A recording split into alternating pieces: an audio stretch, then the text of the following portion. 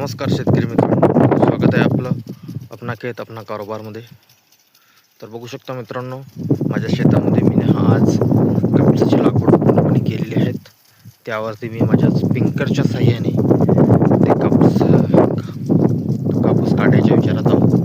कारण की आमच्याकडे पाणी अजिबात येऊन नाही राहिलं. आज जवळपास 5 तारीख आहे. मान्सून अजूनपर्यंत आमच्या भागात आलेला नाही.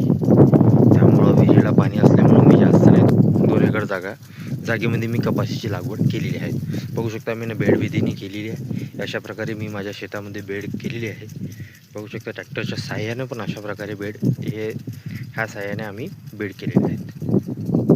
तर आज एक पहिला टिया आमचा झाला. तर 4 तास तिथे चालू दिलं दुसऱ्या ठिकाणी आणि ही 4 तास इथे चालू देत आहोत. तर उद्याला लाईन जाता आमच्याकडे लाईन जाईल. तर काय करणार इथे लावणार आहोत. इथे पण 4 तास चालू देणार आहोत. नंतर वापस तिथे जास्त नाही जागा लावली मी. 2 एकर जागा सध्याच्या परिस्थितीमध्ये लावलेली आहे. म्हणजे आपल्या विहिरीच्या हिशोबाने, आपल्या पाण्याच्या हिशोबाने. असं व्हायला नको की आपण पूर्ण लावून घ्यायची आणि वरचा पाणी जर नाही, आपल्या विहिरीचं पाणी जर नाही पुरलं, इकडे पाणी वरलं परत आपली तिकडली पराठी खराब नाही झाली पाहिजे. या अंदाजाने मी हे नियोजन माझ्या पद्धतीने केलेलं आहे. तर बघू शकता मित्रांनो, मी माझ्या शेतामध्ये 3 फुटाचे बेड केलेले आहेत.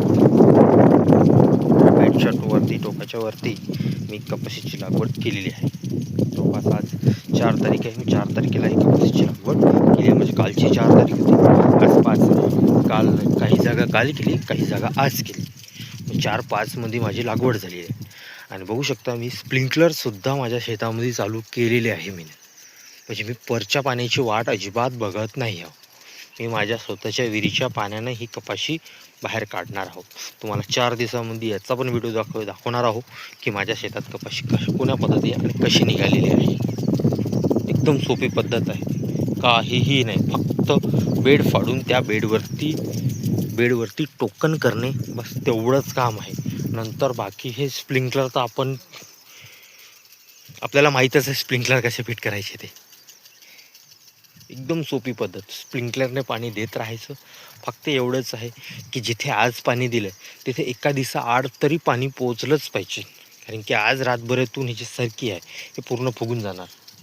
हिला उद्याच्या दिवस ते त्या वलामध्ये राहू शकते ते, पण परवा नाही राहू शकणार. परवा ते वाळणं चालू होऊन जाईल आणि ते सरकी सुकणं चालू होऊन जाईल.